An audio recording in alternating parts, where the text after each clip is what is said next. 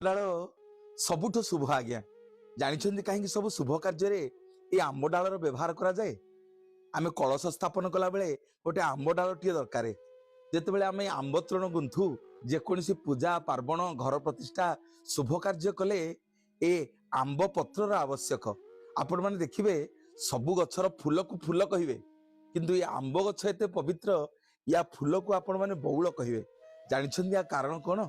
अकर्म कर्मदायक भगवान शिव ये वृक्ष को आज्ञा आशीर्वाद करिसेंती। जेतेबेले काम देवता आसिक आंब गछ उपरे बसी प्रभु अकर्म कर्मदायक शंकर भगवान देह को कामनार सर मारिबा को चेष्टा कले जेतेबेले कामना सर को बारंबार बारंबार मारुछंती से तो सिद्ध जोगी स्वयं अकर्म कर्मदायक देवदेव महादेव पुणी शिवों सागरे ए काम देवतार जो दुष्टामी धृष्टता तृतीय नयन खोलीगला